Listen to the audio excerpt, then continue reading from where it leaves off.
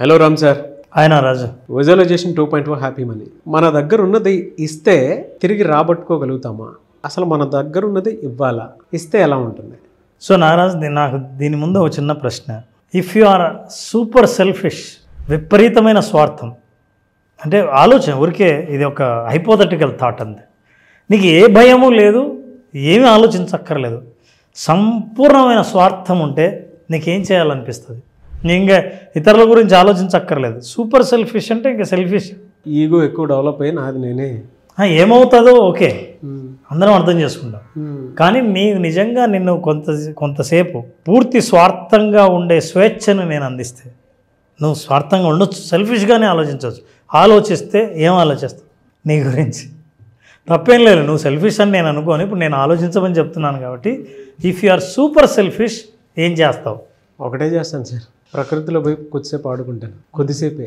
నీకు వేరే ఏ అడ్డంకులు లేవు, ఎవరు అడ్డుకునేవాళ్ళు లేరు.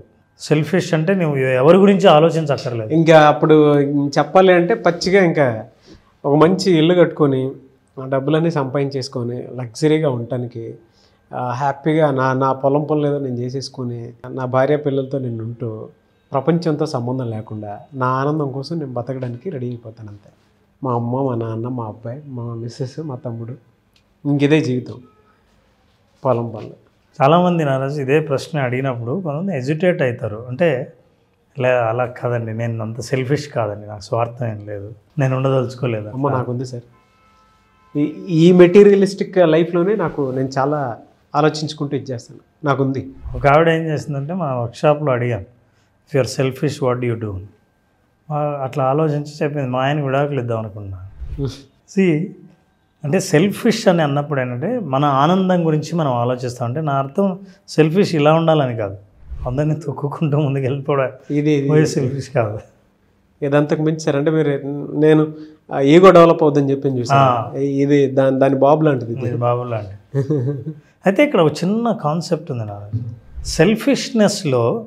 You need to understand, you need to look at your container first.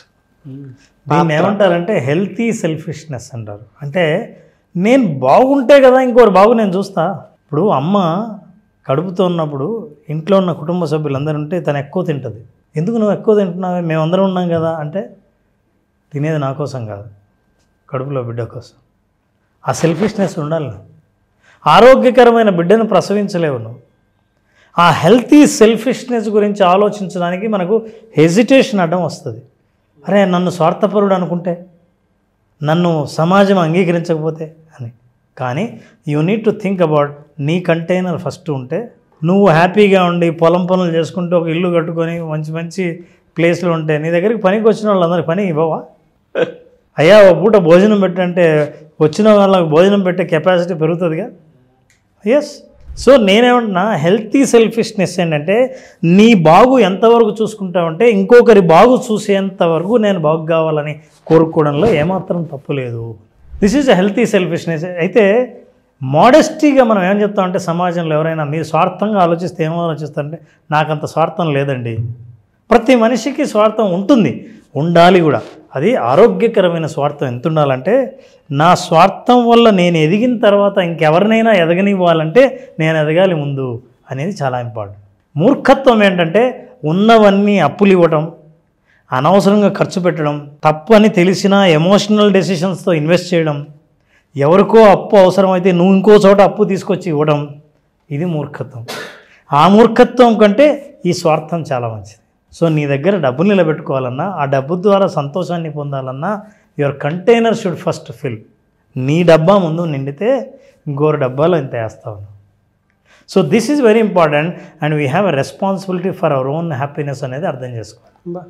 నా సంతోషానికి నేనే బాధ్యతని వహించాలి తప్ప ఇంకోటి ఎవడో జీతం తీసుకొని నాకు సంతోషాన్ని ఇవ్వడానికి పని చేస్తుంటాడని నేను అనుకోకూడదు. అసలు ఎవరైనా ఎందుకు నీ సంతోషం కోసం ఎందుకు పనిచేస్తారండి? సో నీ సంతోషానికి నువ్వు బాధ్యత తీసుకుంటే, సంతోషం పెట్టుబడి అయినప్పుడు ఈ సంతోషం ఇంకొకరికి పంచడానికి నీకు తాహతు అర్హత దొరుకుతుంది. సో ఈ ఫిలాసఫీని ముందు మనం అర్థం చేసుకోవాలి. We have a responsibility for our own happiness. అయితే ఈ హ్యాపీనెస్లో ఎవరూ నలగలేదని, ఎవరిని తొక్కి నువ్వు సంతోషాన్ని పొందలేదన్న విషయం మాత్రం గుర్తులో పెట్టుకుంటే ఆరోగ్యకరమైన స్వార్థం చాలా మంచిది, చాలా అవసరమే. ఉంటేనే నేను ఇంకొకరికి సహాయం చేయగలను అన్న నమ్మకాన్ని పెంచుకుంటే గిల్టీ ఫీలింగ్ నుంచి బయటపడతాం. అపరాధ భావన ఉండదు. ఉన్న చిన్న స్వార్థం ఏదైతే ఉందో నువ్వు బాగుండాలని. అయితే నువ్వు బాగుండాలని ఎందుకు ఉండాలి? When you are giving you are receiving, when you receive you have to give. ఇది మనం చాలాసార్లు మాట్లాడుకున్నాం. ఇది ఒక సైకిల్. ఇప్పుడు కోడి ముందా గుడ్డు ముందా అనే క్వశ్చన్ వచ్చినప్పుడు ఏం చేయాలో తెలియక కన్ఫ్యూజ్ అవుతారు.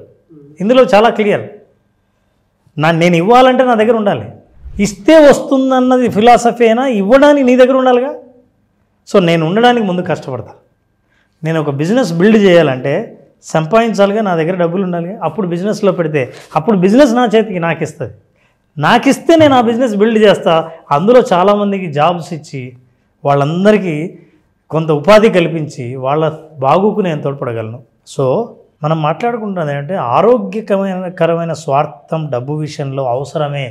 ఎందుకు అవసరం అంటే ఇవ్వడానికి, తీసుకోవడానికి కాదు. నీ స్వార్థం నువ్వు సంపాదించుకోవడానికి కాదు, నీ పెట్టె నింపుకొని తాళం వేసుకోవడానికి కాదు.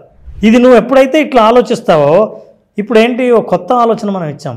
ఎవరైనా సరే దీన్ని స్వార్థం అనుకుంటారేమో అని మొహమాట పడేవాళ్ళు, నేను ఇలా మాట్లాడితే అవతల వాళ్ళు ఏమనుకుంటారో చెడ్డయితానని అనుకునేవాళ్ళు, వాళ్ళందరూ తెలుసుకోవాల్సిన విషయం ఏంటంటే ఆరోగ్యకరమైన స్వార్థం ఇంకొకరి సహాయం చేయడం కోసం చాలా అవసరం. మీరు సంతోషంగా ఉండడం అనేది చాలా అవసరం. తల్లి ఆరోగ్యంగా ఉండడం అనేది ఆరోగ్యకరమైన బిడ్డను ప్రసవించడానికి చాలా అవసరం. ఈ విషయం తెలియాలి. అయితే చాలామంది ఇచ్చేది ఎందుకంటే వస్తుందని. ఇట్లా ఇవ్వడం ఉండకూడదు.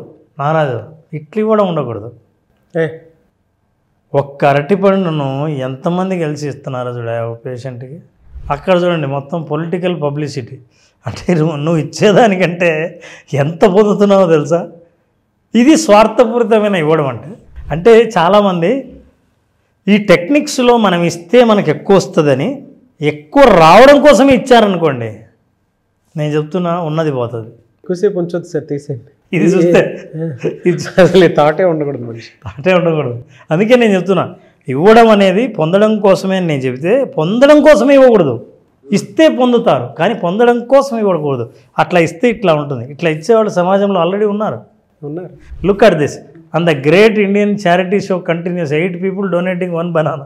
కింద ఎవరో రాశాడు కామెంట్, ఇస్తే అచ్చా కుది కాలైతే అయినా ఊరికి ఎందుకు ఇవ్వడం, మీరే తినవచ్చు కదా ఊరికే వాడికి ఇచ్చి. పైగా అప్పటికి ఆ ఫోటో సరిగ్గా రావడం కోసం ఆ పేషెంట్ తింటుంటే లాక్కుంటారు. ఒక్క నిమిషం ఫోటో తీస్తున్నాను, ఫోటో తీసిన తర్వాత తిందు కానీ.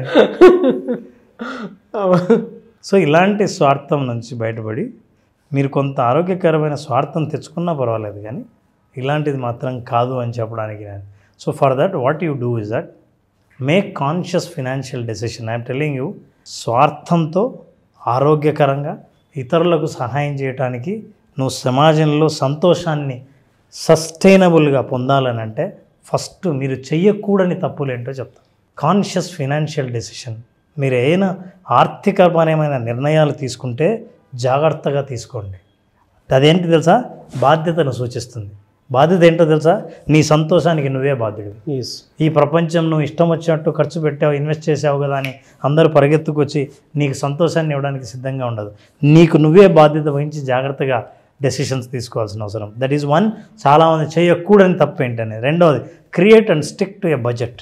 ఆవేశంలో, ఎమోషనల్లో మీ బడ్జెట్ సరిపోకపోయినా అప్పు తెచ్చి కట్టడం, అనుకున్న దానికంటే ఎక్కువ ఇన్వెస్ట్ చేయడం, చాలామంది పోటీ పడుతున్నారు కదా అని వర్త్ కాకపోయినా ఒక వస్తువుకు అతి ఎక్కువగా డబ్బులు పెట్టి కొనడం, ఇట్లాంటివన్నీ క్రియేట్. నీ బడ్జెట్ నెలలో ఎంత, సంవత్సరంలో ఎంత, ఏ వస్తువుకి ఎంత, ఏ సౌకర్యానికి ఎంత, అంతకంటే ఎక్కువ పెట్టకుండా ఉండడం బాధ్యతను సూచిస్తుంది. డబ్బు ఉంది కదా అని ఖర్చు పెట్టడం నీ నిర్బాధ్యతను సూచిస్తుంది, నిర్లక్ష్యాన్ని సూచిస్తుంది. Third is that invest in financial education and knowledge. ఇవాళ మనం చెప్పేది, నేను చెప్తున్నాను, visualisation 2.0 is giving a wonderful financial and life education. నాకు అది వద్దు, డబ్బులు ఎట్లా రావాలో చెప్పండి అని అనుకున్న వాళ్ళకంటే మీ మీద మీరు ఫైనాన్షియల్ ఎడ్యుకేషన్ కోసం ఖర్చు పెట్టండి. దిస్ ఇస్ ట్రూ అండి. అంటే ఇన్వెస్ట్ ఇన్ ఫినాన్షియల్ ఎడ్యుకేషన్ అనేది మీలాంటి వాళ్ళ క్లాస్కి అయితే అటెండ్ అవ్వాల్సిన అవసరం చాలా ఉంది, మంచిది కూడా. దీనివల్ల లైఫ్ స్కిల్స్ కూడా చాలా ఈజీగా తెలుస్తుంది. నాలెడ్జ్ ఒకటే కాదు, లైఫ్ స్కిల్స్ అంటే మనం ఏ విషయాన్ని ఎలా హ్యాండిల్ చేస్తాము, మన ఎమోషన్స్కి మనీకి మధ్య ఉన్నటువంటి ఇంటరాక్షన్స్ ఏ విధంగా ఉంటుంది, మన దగ్గర వచ్చేటువంటి డబ్బు కూడా ఎందుకు నిలబడలేకపోతుంది, కరెక్ట్. ₹1,00,000 అప్పున్నా కూడా ఆ టైంలో ఎలా మనం మెంటలీ స్టెబిలిటీని ఎలా తెచ్చుకొని ఆదాయ మార్గాలు వెతుక్కునేటువంటి అవసరం ఉంటుంది. అండ్ మీరు ఇందాక అన్నటువంటి ఒక మాట ఉంది చూసారా, ఆరోగ్యకరమైనటువంటి ఆర్థిక దాని స్వార్థం అనేది ఆరోగ్యకరమైన స్వార్థం ఉండదు. ఎందుకంటే అందులో ఆరోగ్యం ఉంది. 100 మంది స్టూడెంట్స్ ఉంటారు, కాంపిటేటివ్ ప్రిపేర్ అవుతూ ఉంటారు. ఫస్ట్ నాకు జాబ్ రావాలి, అట్ ద సేమ్ టైం మా వాడికి నేను పక్కన ఉన్నవాడికి నాలెడ్జ్ కూడా నేను షేర్ చేయాలి అనుకున్నటువంటి ఆలోచన ఎప్పటికైనా మంచిదే, తప్పులేదు అంటాను అందులో. సో నారాజు, ఫైనాన్షియల్ ఎడ్యుకేషన్ అంటే మీరు ఏదైనా కొనాలన్నా డబ్బు ఖర్చు పెట్టాలన్నా మీకు చేతికి అందే వస్తువు కోసం చూస్తుంటారు, ఏ వస్తువు కొన్నాను ఏం లాభం అని. కానీ ఎడ్యుకేషన్ కనపడదు, నాలెడ్జ్ కనపడదు, జ్ఞానం కంటికి కనిపించదు. కానీ నువ్వు పెట్టాల్సిన పెట్టుబడి, నువ్వు పెట్టాల్సిన ఖర్చు జ్ఞానం మీద, సమయం సందర్భానుసారాన్ని బట్టి వస్తుంది. నాలెడ్జ్ మీద, ఎడ్యుకేషన్ మీద ఖర్చు పెట్టండి. మీ నిర్ణయాలు తెలివిగా ఉంటాయి. నిర్ణయాలు తెలివిగా ఉంటే ఫలితాలు అనుకూలంగా ఉంటాయి. ఫలితాలు అనుకూలంగా ఉంటే జీవితం ఆనందంగా ఉంటుంది. ఇది కావాలని మాత్రం అనుకుంటే ఖచ్చితంగా విజువలైజేషన్ 2.0 హ్యాపీ మనీ మీకు గైడ్లైన్స్తో పాటు హ్యాపీగా ఎలా ఉండాలి, మనీ మీ దగ్గర ఎలా ఉంచుకోవాలి. చాలామంది మనీ లేక కష్టాలు పడరు నారాజు, తప్పుడు నిర్ణయాలతో ఉన్న మనీని పోగొట్టుకుని కష్టాల్లో ఉంటారు. అవును, అలాంటి వాళ్ళకు visualisation 2.0 is right place. Thank you so much Ram sir. Thank you నారాజ్.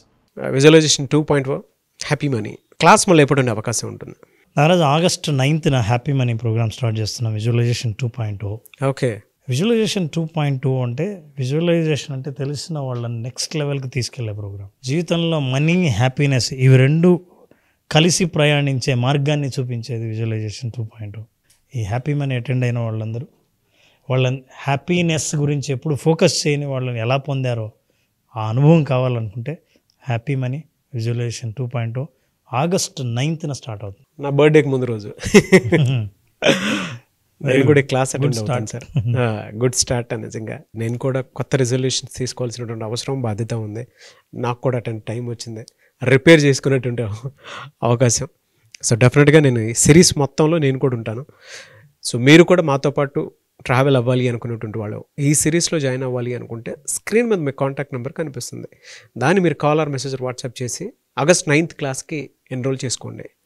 ఒకవేళ మీ కాంటాక్ట్ నెంబర్ కనెక్ట్ అవ్వట్లేదనంటే మిస్టర్ నాగ్ అఫీషియల్ 1 అని నా ఇన్స్టాగ్రామ్ ఐడి ఉంది, దానికి మీరు పర్సనల్ మెసేజ్ పెడితే నేను రామ్ గారు డైరెక్ట్గా నేను రామ్ గారి టీమ్కి ఫార్వర్డ్ చేస్తాను. ఆ విధంగానే సార్ మీరు అప్రోచ్ అవ్వచ్చు. ఈ వీడియో లైక్ చేయండి, షేర్ మాత్రం తప్పకుండా చేయండి. ఇలాంటి మరిన్ని వీడియోస్ కోసం మా ఛానల్ ఫాలో అవ్వండి. Thank you so much Ram sir. Thank you so much. Thank you.